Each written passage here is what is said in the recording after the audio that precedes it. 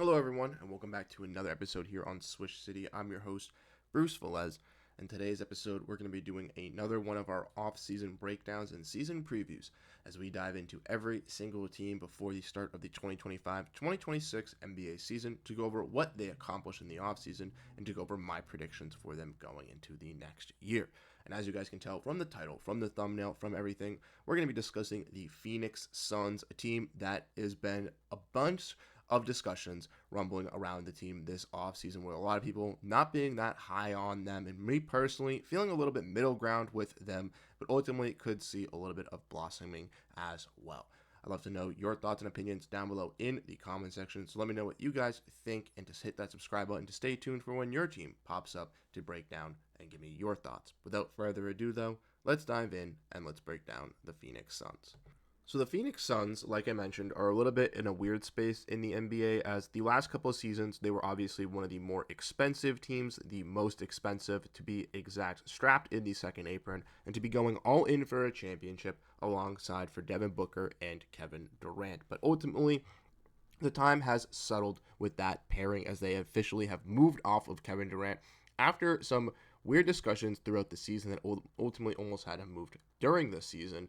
But this has now put the Suns into a different stratosphere. They no longer have Kevin Durant. They fully have stretched and waived Bradley Beal, and they are fully going into this youth movement, building around Devin Booker and trying to stay competitive, but also trying to find those talents to put alongside of him to make this Suns team once again a dominant force in this Western Conference. And even though I don't think it's going to happen this season, I do think they have some of the building blocks to set themselves up to get to that spot as we look at the Phoenix Suns ultimate breakdown here. Before we get into this, I want to give a huge shout out to my boss over on Bright Side of the Sun, John Voita. I haven't been giving him the shout outs recently on these videos, but I definitely want to give it to him on this one, as he's the one that showed me how to make these templates, made my life a lot easier in making these videos here. And he also is a fantastic Phoenix Suns creator over on the YouTube at Suns Jam Podcast, but also over on the website at Bright Side of the Sun, where he is the site manager. So definitely give him some support. And if you guys are Suns fans, you definitely know him already. Definitely check him out if you haven't already, because he does some fantastic work. Without further ado, let's dive in and let's explore the additions for the Phoenix Suns here. So the Phoenix Suns, like I mentioned, went on a complete overhaul this offseason, completely taking away some of their big-time players and investing into this youth movement. And by doing so, they did bring in some other talents. And let's look at who they traded for, bringing in three guys here this year: Jalen Green, Dillon Brooks, and Mark Williams. As you all know, Jalen Green and Dillon Brooks were the two contracts a part of the Kevin Durant trade to the Houston Rockets. That was the big part of discussions for the beginning of this entire offseason. Ultimately, though, before the draft, those talks did fizzle out, in which the Suns were able to get those two prospects, plus the 10th overall pick, which they used to draft Kamad Malawach. We'll get into Malawach a little bit later when we get into the drafting prospects. But for Jalen Green and Dillon Brooks, I think this is solid additions for the Phoenix Suns. Obviously, Jalen Green isn't the perfect fit for the Phoenix Suns, as he does play shooting guard, similar to what Devin Booker does play predominantly when he is playing for the Phoenix Suns, besides these last couple seasons where he's had to resort to the point guard. But Green has had some inefficient shooting seasons and hasn't been the most prolific scorer coming out of high school that he was talented to be, and hasn't really lived up to that number 2 overall draft pick. But that being said, though, I do think Jalen Green is going to look a lot better on this Phoenix Suns team with the ball movement and playmaking of guys like Devin Booker on this unit. The Phoenix Suns last year did not utilize crashing, cutting, and all these other different movements of getting to the basket, and Jalen Green is going to be essential for the Phoenix Suns in doing that this year. Also, Dillon Brooks had a fantastic 3-point shooting year last season, where he shot his career high, and if he can keep that up for the Phoenix Suns, which we've already seen so far in the preseason, I think he's going to be a valuable addition for this team as a two-way player. He brings that hustle, that tenacity, that aggressiveness, something that the Phoenix Suns have desperately lacked these last couple seasons, and I think he's going to be that great voice in the locker room, but also a great leader for these young wings and guys like Ryan Dunn and Rasheer Fleming as well, to grow into those potential wings that the Suns do see them being valuable down the line. They also went and acquired Mark Williams, who's had some discussions around him with his injury history, but when he is healthy, can be a top 15, maybe even top 10 center across the league, averaging a double-double in points and rebounds, with hopefully getting around a block or two per game as well. Like I mentioned, the injuries have held Williams back, but with the Phoenix Suns, since they have this depth at the center from looking at their depth chart, and we'll get into that later, hopefully this can allow him to be the best potential for the Phoenix Suns and to bring out the best of him this season. The Suns ultimately traded Veliz, someone that was not going to be brought back to their team as he was on a team option back to the Charlotte Hornets, alongside an additional first that was not going to be valuable for them in the near future. The Suns also went out and made 4 signings as well to the roster, bringing in 2 guys who had played on NBA teams last year in Jared Butler and Jordan Goodwin. Butler comes in on the Exhibit 9 contract from the 76ers, who spent time with them in the second half of the year, but ultimately was on a 2-way contract to start the year with the Wizards. His ability to be a playmaker could be valuable for the Suns as they still look to find that secondary creator behind Devin Booker, putting that faith in Gillespie, re-signing him from last year, but also trying to strike some gold in Jared Butler. Jordan Goodwin was also that scrappy defensive guard from the Lakers that had some big-time moments for them on the defensive end, but ultimately his offensive prowess really limited him. But with him having one of his better three-point shootings last year, we could see Goodwin maybe ultrarizing himself into being that scrappy defensive guard for the Suns that they could desperately use in this rotation. Him and Butler are said to be competing for that final roster spot, and we'll have to wait and see. As I mentioned before in the past, Butler being on an Exhibit 9 means that he is not eligible to join the Valley Suns if he is waived. He's only on a training camp deal, but competing for a roster spot. If he ends up getting waived or Goodwin gets waived because of Butler impressing him, that would leave the Suns with 1 roster spot still available and open heading into the season. But as of now, they are full. They also went and signed 2 other players, Isaiah Livers and Nigel Hayes-Davis. Isaiah Livers having some time with the Pistons in the past, but being out last season, he's looking to impress on a 2-way contract. And ultimately, Nigel Hayes-Davis, a name that you may remember from back in the day with the Wisconsin days with Sam Dekker and Frank Kaminsky. Yes, he was one of those star players on those teams, and he had some success over in Europe, being the MVP over in Turkey, and now will look to fight his way back into the NBA, similar to a guy in Gershon Yabusele last season who had some success filling in.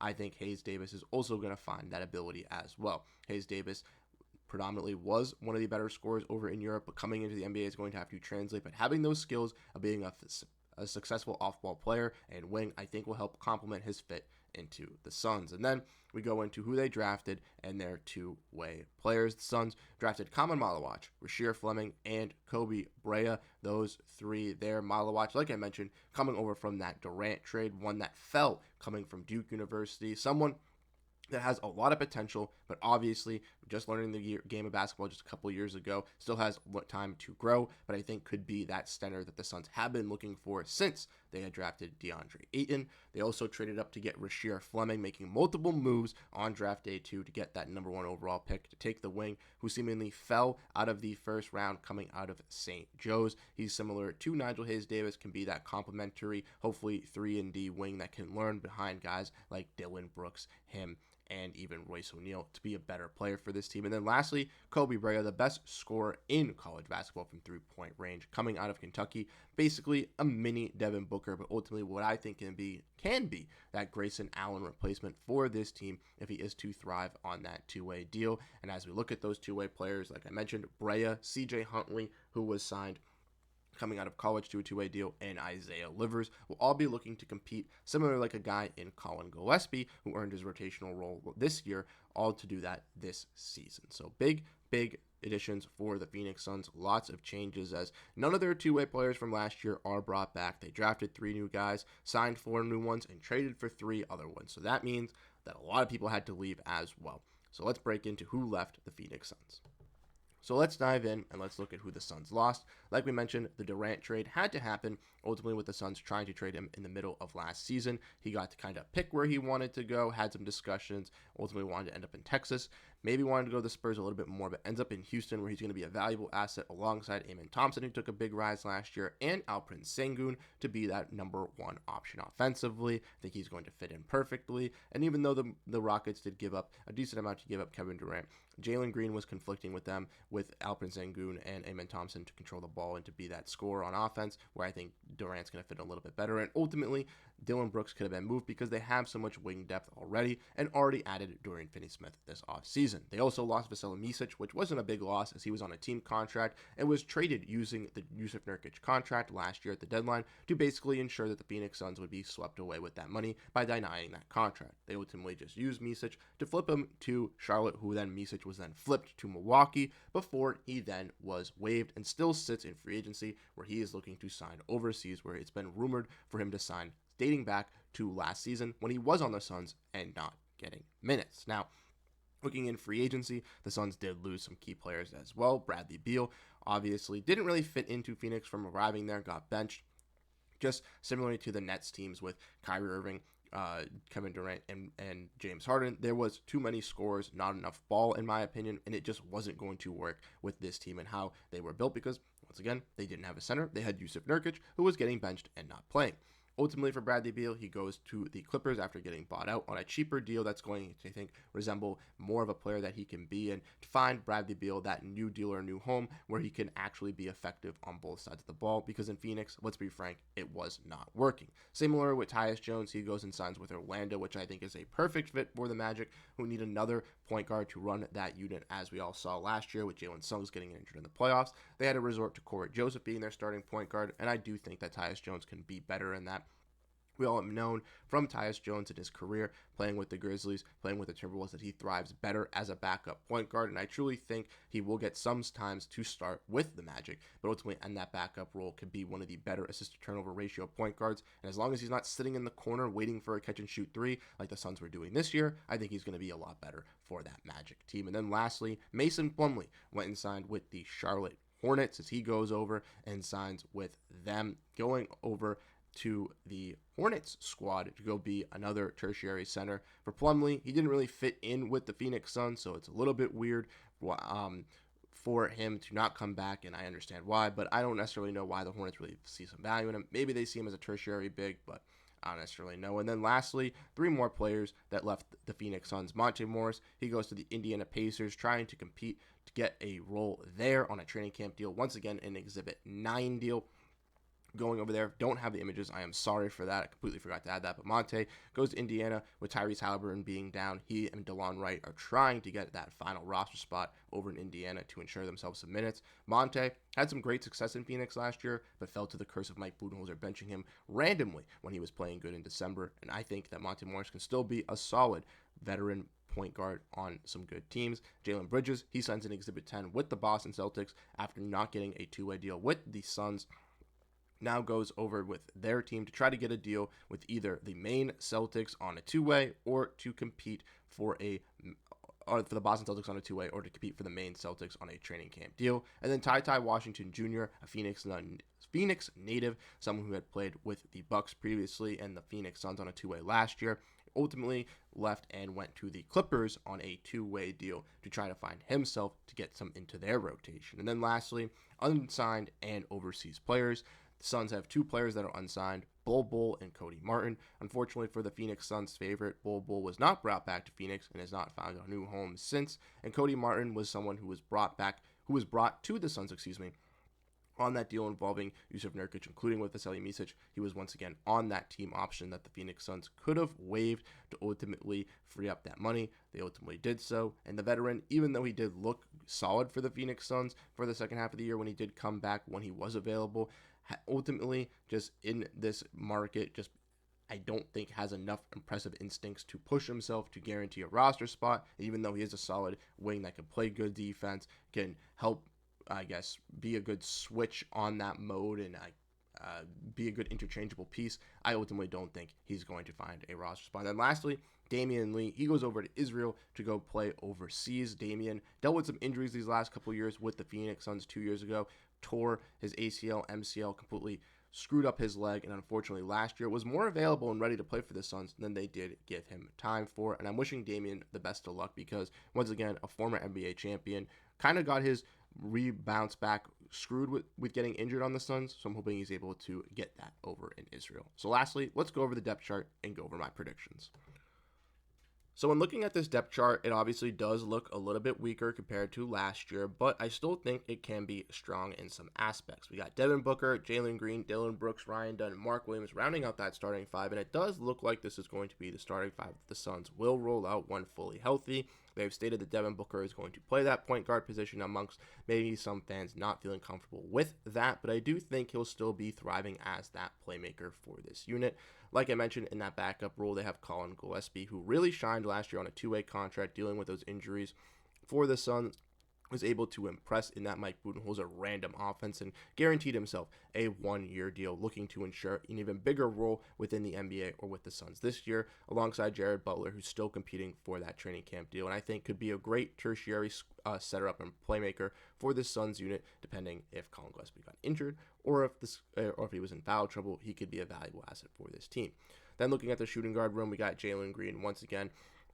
Someone that I think isn't the best fit for the Phoenix Suns alongside Devin Booker, but could still look solid and effective as a, cutter slasher, someone that can be scoring towards the basket while the other players are mainly taking three-point shots and scoring away and from the perimeter. We'll have to see how he looks with the Suns. Ultimately, I do think that this isn't a long-term fit for Green and the Suns, where if he's able to thrive in a role, maybe the Suns are able to utilize that to get a bigger need within their rotation, but that's something we'll have to keep an eye on. Grayson Allen kind of follows similar in that role, had a struggling year last year from three-point range, but I still think can be a solid catch and shoot score for a playoff team. Ultimately, though, I don't know if the Suns are going to be that. And with his $18 million contract, I do think he does present himself to be a valuable asset to some teams at the trade deadline if possible. And especially Kobe Bryant is looking better than he can be for the Valley Suns. I think that's an easily two-way conversion and replacement for Grayson Allen, to which they can ultimately shed money and ultimately, once again, find another role at a younger piece.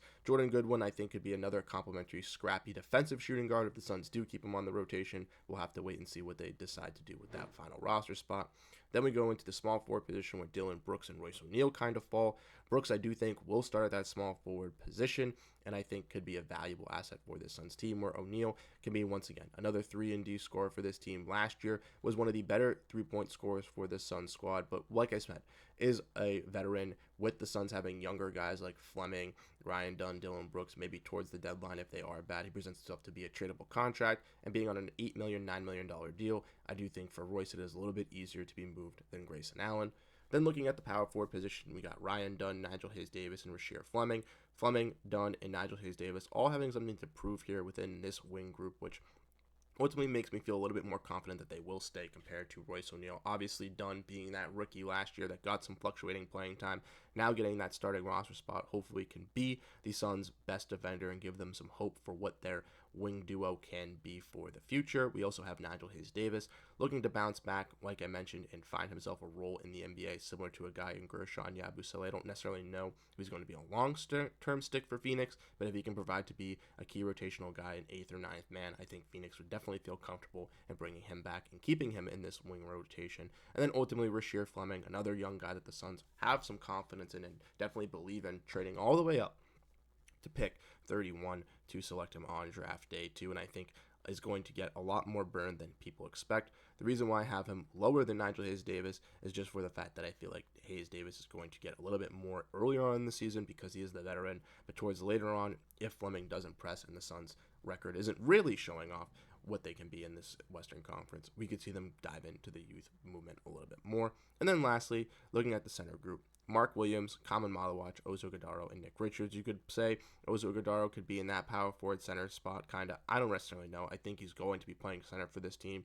Overall, in the first preseason game, he did impress, stepping in for Mark Williams, who was out with injury for the start of the preseason, looking to be available for season start. But once again, if Williams can be presentable and used for this Suns team in a valuable effort, I think he could be that paint beast that they desperately need, that shot blocker, that rim deterrent, someone who can grab those rebounds and be very effective for the Suns on both sides of the glass. You have Kaman Malawach, who I think is going to learn a lot from Mark Williams playing that backup center, and who knows, halfway through the season could earn that starting center spot if he really does develop and pan out, or could be behind him for one more year, trying to learn the ropes of the NBA and really adjusting to the new speed to fully becoming the best version of himself.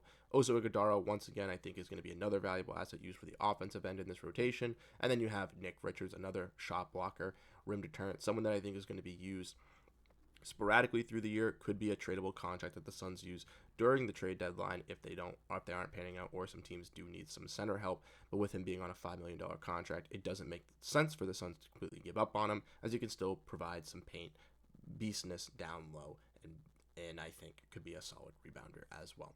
So ultimately, with the Phoenix Suns, where does this have them placed? Well, I have them currently coming in at 10th here in the Western Conference, just edging out the Grizzlies, Blazers, Kings, Pelicans, and Jazz. Ultimately, this may be a little bit of a bias because I do like the Phoenix Suns, but I do think that with Devin Booker and with this new led team, they're going to be better than a lot of people expect. I do think offensively they are going to have some shortcomings. Defensively, they're going to be a lot better than last year, and that may, put some weird things in it. But when looking at the other teams, I think the Grizzlies are just going to be too injured to compete with them. The Blazers don't have enough offensive firepower. The Kings just don't really mesh well. And then the Pelicans and Jazz are just too young to really compete with them. Ultimately, though, I could see the Suns fluctuating. Maybe they are a little bit worse. Maybe they are out of the plan. They could ultimately be a little bit better. But I think saying 10th is pretty fair for them.